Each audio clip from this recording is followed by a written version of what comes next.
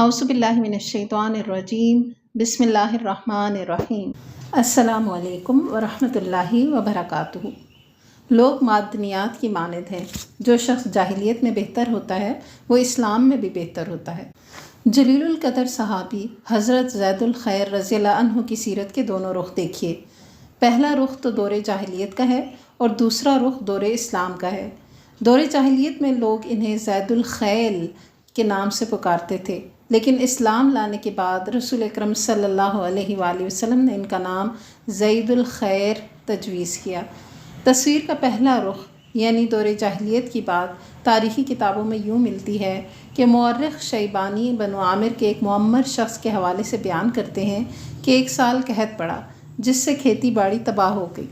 ہم میں سے ایک فرد اپنے اہل خانہ کو لے کر ہیرا شہر کی طرف روانہ ہو گیا۔ گھر والوں کو وہاں چھوڑ کر کہنے لگا کہ میرے واپس آنے کا انتظار مت کرنا۔ پھر اس نے یہ قسم کھائی، یا تو میں ان کے لیے مال کما کر لاؤں گا ورنہ مر جاؤں گا۔ پھر کچھ زیادہ راہ لیا اور دن بھر چلتا رہا۔ رات آئی تو اس نے ایک خیمہ دیکھا، اس کے قریب گھوڑا بندھا ہوا تھا۔ اس نے دلیل میں کہا، یہ پہلا مال غنیمت ہے۔ اس کی رسی کھولی، اس پر سوار ہونے لگا تو فضا میں اس نے ایک آواز سنی جس میں یہ حکم تھا، اسے رہنے دو اور اپنی جان بچاؤ۔ تو وہ اسے چھوڑ کر آگے چل دیا۔ 7-10 دن سفر کرنے کے بعد ایک ایسی جگہ پہ پہنچا جہاں اونٹوں کا ایک باڑا تھا اور ایک طرف چمڑے کا ایک بہت بڑا خیمہ نصب تھا جس سے خوشحالی کی جھلک نمایاں نظر آتی تھی۔ اس شخص نے اپنے دل میں کہا کہ اس باڑے میں ضرور اونٹ ہوں گے اور ظاہر ہے اس خیمے میں کچھ لوگ بھی ہوں گے۔ پھر اس نے خیمے میں بڑی ہی احتیاط سے جھانکا۔ سورج اس وقت غروب ہو رہا تھا۔ کیا دیکھتا ہے کہ خیمے کے وسط میں ایک بوڑھا آدمی بیٹھا ہوا ہے، تو یہ دبے پاؤں اس کے پیچھے جا کر بیٹھ گیا۔ بوڑھے کو اس کی آمد کا کچھ پتہ نہ چلا۔ تھوڑی ہی دیر بعد سورج غروب ہو گیا تو ایک بھاری بھرکم شاہ سوار نمودار ہوا۔ اس جیسا قدآور شخص اس نے کبھی نہ دیکھا تھا۔ وہ ایک عمدہ گھوڑے پر سوار تھا۔ دائیں بائیں 2 غلام لگام تھامے چل رہے تھے اور ان کے جلب میں تقریباً 100 اونٹنیاں بھی تھیں۔ ان کے آگے ایک دیو ہیکل اونٹ تھا۔ اونٹ جب بیٹھتا تو سب اونٹنیاں بھی اس کے آگے بیٹھ گئیں۔ شہ سوار نے ایک موٹی تازی اونٹنی کی طرف اشارہ کرتے ہوئے خادم سے کہا کہ اس کا دودھ دھو لاؤ۔ اس نے فوراً اس کے حکم کی تعمیل کی اور دودھ دوہا یہاں تک کہ برتن بھر گیا۔ اس نے وہ برتن رکھ دیا۔ وہ شخص کہتا ہے کہ میں دبے پاؤں آگے بڑھا، برتن پکڑا اور تمام دودھ پی گیا۔ غلام واپس آیا اور برتن اٹھا کر لے گیا اور عرض کی کہ میرے آقا شیخ نے تو تمام دودھ پی لیا ہے۔ یہ سن کر شاہ سوار بہت خوش ہوا اور حکم دیا، اب اس دوسری اونٹنی کا دودھ بھی دھو دو اور شیخ کی خدمت میں ایک اور دودھ کا پیالہ پیش کرو۔ غلام نے پھر حکم کی تعمیل کی۔ شیخ نے ایک گھونٹ پیا اور چھوڑ دیا۔ وہ شخص کہتا ہے کہ میں نے دودھ کا پیالہ پکڑا اور اس میں سے نصف پی گیا۔ اچانک میرے دل میں خیال آیا کہ اگر میں نے اس دفعہ بھی تمام دودھ پیا تو شاہ سوار کے دل میں شک ہو جائے گا۔ پھر شاہ سوار نے اپنے دوسرے غلام کو حکم دیا کہ ایک بکری ذبح کرے، تو اس نے بکری ذبح کر دی۔ شاہ سوار نے بذات خود گوشت بھونا اور شیخ کو اپنے ہاتھوں سے کھلایا۔ جب وہ خوب سیر ہو گیا تو پھر خود اور اس کے دونوں غلاموں نے کھایا۔ تھوڑی ہی دیر بعد تمام لیٹ گئے اور گہری نیند سو گئے۔ اس موقع کو غنیمت سمجھتے ہوئے میں اونٹ کے پاس آیا، اس کی رسی کھولی، اس پر سوار ہو کر ایڑ لگائی تو اونٹ چل پڑا اور اس کے ساتھ ہی تمام اونٹنیاں بھی چل پڑی۔ میں رات بھر چلتا رہا۔ جب صبح ہوئی تو ہر طرف نظر دوڑائی، مجھے کوئی ایسا شخص دکھائی نہ دیا جو میرا تعاقب کرتا ہو۔ میں نے رفتار اور تیز کر دی یہاں تک کہ دن چڑھ آیا۔ پھر میں نے ایک طرف دیکھا تو دور سے ایک بہت بڑی بلا میری طرف آتی ہوئی دکھائی دے رہی تھی۔ وہ مسلسل میرے قریب ہوتی ہی چلی جا رہی تھی۔ جب وہ بالکل قریب پہنچی تو پتہ چلا کہ یہ تو وہی شاہ سوار ہے جو اونٹوں کی تلاش میں میرا تعاقب کرتا ہے۔ میں نے اونٹ کو ایک طرف باندھ دیا اور اپنی ترکش سے تیر نکال کر کمان میں رکھا اور اونٹ کی اوٹ میں نشانہ باندھ کر کھڑا ہو گیا اور وہ شاہ سوار کچھ فاصلے پر کھڑا ہو گیا۔ اس نے مجھے کہا، اونٹ کی رسی کھول دو۔ میں نے کہا، یہ نہیں ہو سکتا۔ میں ہیرا شہر میں بے بسی کے عالم میں بھوکی پیاسی عورتیں اور بچے چھوڑ کر آیا ہوں اور میں نے قسم کھائی ہے کہ میں اپنے گھر والوں کے پاس یا تو کچھ مال لے کر جاؤں گا ورنہ مر جاؤں گا۔ اس نے کہا، ارے کم بخت، تم اپنے آپ کو اب مردہ ہی سمجھو، میرا حکم ہے، شرافت سے اونٹ کی رسی کھول دو۔ میں نے کہا، میں تو ہرگز اونٹ تجھے نہ دوں گا۔ اس نے کہا، تم بڑے مغرور ہو، مجھے جانتے نہیں ہو کہ میں کون ہوں۔ پھر کہا، مجھے اس اونٹ کی لگام بتاؤ کدھر ہے۔ اس میں 3 گرہیں تھیں۔ پھر اس نے مجھے کہا، بتاؤ کس گرہ پر نشان لگاؤں۔ میں نے اشارہ کیا، درمیانی گرہ۔ اس نے تیر پھینکا تو وہ درمیانی گرہ میں آ کر اس طرح پیوست ہو گیا جیسے کہ اسے اپنے ہاتھ سے وہاں نصب کیا ہو۔ پھر اس نے دوسری اور تیسری گرہ کو نشانہ لگایا۔ جب میں نے تیر اندازی کی یہ مہارت دیکھی تو میں خوفزدہ ہو گیا اور اپنا ترکش میں تیر واپس رکھ لیا اور باادب انداز میں کھڑا ہو گیا۔ شاہ سوار میرے پاس آیا، میری تلوار اور تیروں سے بھری ترکش مجھ سے لی اور کہا کہ میرے پیچھے سوار ہو جاؤ۔ میں اس کے پیچھے سوار ہو گیا۔ اس نے مجھ سے دریافت کیا کہ میں تیرے ساتھ بھلا کیا سلوک کروں گا؟ میں نے عرض کی کسی اچھے سلوک کی مجھے کوئی توقع نہیں۔ اس نے کہا کیوں؟ میں نے عرض کی کہ چونکہ میں نے تمہیں بہت پریشان کیا اور اب اللہ نے تمہیں کامیاب کر دیا ہے اور پھر اس وقت میں تمہارے قبضے میں ہوں۔ اس نے کہا تمہارا کیا خیال ہے کہ میں تیرے ساتھ برا سلوک کروں گا جب کہ تو نے میرے باپ محلحل کے ساتھ بیٹھ کر کھانا کھایا ہے اور تم ایک رات اس کے مشروب کے ساتھی بھی رہے ہو؟ جب میں نے اس کے منہ سے محلحل کا نام سنا تو میں نے دریافت کیا کیا تم زید الخیل ہو؟ اس نے کہا ہاں۔ میں نے عرض کی تو پھر مجھ پر مہربانی کرو۔ اس نے کہا گھبراؤ نہیں، تمہیں کچھ نہیں کہا جائے گا۔ وہ مجھے اپنے ڈیرے پر لے گیا۔ وہاں جا کر اس نے مجھ سے کہا کہ خدا کی قسم اگر یہ اونٹ میرے ہوتے تو سبھی تمہیں دے دیتا، لیکن یہ میری ایک بہن کی ملکیت ہیں۔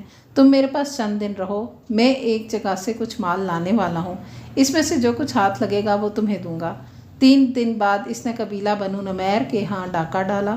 تقریباً 100 اونٹنیاں اس کے ہاتھ آئیں، وہ سب مجھے دیں اور میرے ساتھ چند آدمی بھی بھیج دیے تاکہ وہ میری حفاظت کریں، یہاں تک کہ میں ہیرا شہر پہنچ گیا۔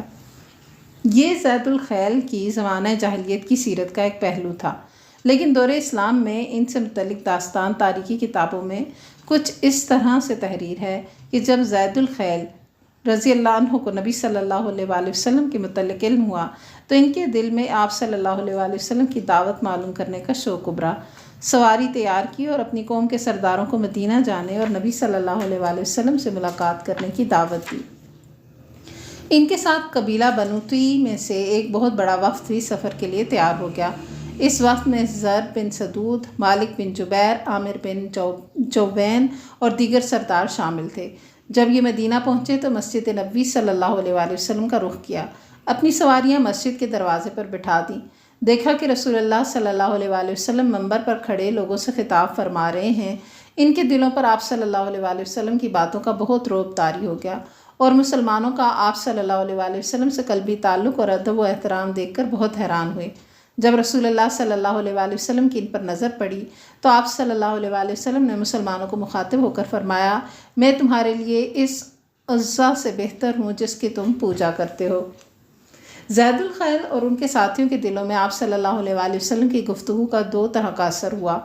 بعض نے متاثر ہو کر قبول حق کر لیا اور بعض نخوت و تکبر کا شکار ہو کر منہ پھیر کر واپس چل دیے۔ اس طرح ایک گروہ جنتی اور دوسرا جہنمی بن گیا۔ زر بن سدود رسول اکرم صلی اللہ علیہ وآلہ وسلم کا خوشگوار اور عمدہ موقف نہ سمجھ سکا، جس سے مومن دل اور مدح بھری آنکھیں اپنے اندر جذب کر لیتی ہیں، بلکہ حسد اس کے دل میں سرایت کر گیا اور خوف اس کے دل میں سما گیا۔ پھر اپنے ساتھیوں سے کہنے لگا کہ آج میں ایک ایسے شخص کو دیکھ رہا ہوں جو تمام اہل عرب کی گردنوں کا مالک بنے گا۔ اللہ کی قسم میں اسے اپنی گردن کا مالک نہیں بننے دوں گا۔ پھر وہ علاقہ شام کی طرف چل پڑا۔ وہاں جا کر اس نے اپنا سر منڈایا اور نصرانیت قبول کی، لیکن حضرت زید رضی اللہ عنہ اور چند دوسرے ساتھیوں کو کچھ نرالی ہی شان نصیب ہوئی۔ جب آپ صلی اللہ علیہ وآلہ وسلم اپنے خطبہ سے فارغ ہوئے تو جناب زید رضی اللہ عنہ مسلمانوں کے مجمع میں کھڑے ہوئے۔ آپ بڑے خوبصورت اور دراز قد تھے۔ ان کا قد اتنا لمبا تھا کہ جب گھوڑے پہ ہوتے تو پاؤں زمین کو چھوتے۔ مجمع میں کھڑے ہو کر آواز بلند کہا، اے محمد صلی اللہ علیہ وآلہ وسلم، میں اقرار کرتا ہوں کہ اللہ کے سوا کوئی معبود حقیقی نہیں اور آپ صلی اللہ علیہ وآلہ وسلم یقیناً اللہ کے رسول ہیں۔ ان کی بات سن کر آپ صلی اللہ علیہ وآلہ وسلم متوجہ ہوئے اور فرمایا، آپ کون ہیں؟ عرض کی کہ میں زید الخیل بن محلحل ہوں۔ آپ صلی اللہ علیہ وآلہ وسلم نے ارشاد فرمایا، آج سے تم زید الخیر ہو، زید الخیل نہیں۔ اللہ کا شکر ہے جو تمہیں میدانی اور پہاڑی علاقوں سے صحیح سالم گزار کر یہاں لے آیا اور تمہارے دل میں اسلام کے لیے رقت پیدا کر دی۔ پھر انہیں رسول اللہ صلی اللہ علیہ وآلہ وسلم اپنے گھر لے گئے۔ آپ صلی اللہ علیہ وآلہ وسلم کے ساتھ حضرت عمر بن خطاب رضی اللہ عنہ اور دیگر صحابہ کرام رضی اللہ عنہ کی ایک جماعت بھی تھی۔ جب گھر پہنچے تو آپ صلی اللہ علیہ وآلہ وسلم نے ٹیک لگانے کے لیے تکیہ دیا، لیکن انہوں نے آپ صلی اللہ علیہ وآلہ وسلم کی موجودگی میں ٹیک لگانا سوء ادب سمجھتے ہوئے تکیہ واپس کر دیا۔ آپ صلی اللہ علیہ وسلم نے کمال شفقت سے پھر انہیں تکیہ دیا، لیکن آپ کو رسول اکرم صلی اللہ علیہ وسلم کی موجودگی میں ٹیک لگانے کی جرت نہ ہوئی۔ جب سب لوگ بیٹھ گئے تو آپ صلی اللہ علیہ وسلم نے فرمایا، اے زید، تیرے علاوہ آج تک میرے سامنے جس شخص کے بھی اوصاف بیان کیے گئے، جب وہ سامنے آیا تو وہ مذکورہ اوصاف سے کم نظر آیا۔ پھر ارشاد فرمایا، زید، تم میں دو ایسی خصلتیں پائی جاتی ہیں جو اللہ تعالیٰ اور اس کے رسول کو پسند ہیں۔ عرض کی کہ اللہ کے رسول صلی اللہ علیہ وسلم وہ دو خصلتیں کون سی ہیں؟ فرمایا، خودداری اور بردباری۔ عرض کی اللہ تعالیٰ کا شکر ہے جس نے مجھے ایسی خصلتیں عطا کی جو اللہ تعالیٰ اور اس کے رسول کو محبوب ہیں۔ پھر نبی صلی اللہ علیہ وسلم کی طرف متوجہ ہو کر عرض کی، اے اللہ کے رسول صلی اللہ علیہ وسلم، مجھے 300 شاہ سوار مجاہدین دے دیں، ان کی دیکھ بھال کی تمام ذمہ داری میری ہوگی، میں ان کے ہمراہ بلاد روم پر حملہ کروں گا اور اللہ کے فضل سے انہیں پسپا کر کے دم لوں گا۔ رسول اکرم صلی اللہ علیہ وسلم نے ان کی ہمت و جرت کی داد دیتے ہوئے فرمایا، زید، اللہ بھلا کرے، تم کتنے عظیم شخص ہو۔ پھر حضرت زید رضی اللہ عنہ کی قیادت میں ان کے تمام ساتھیوں نے اسلام قبول کر لیا۔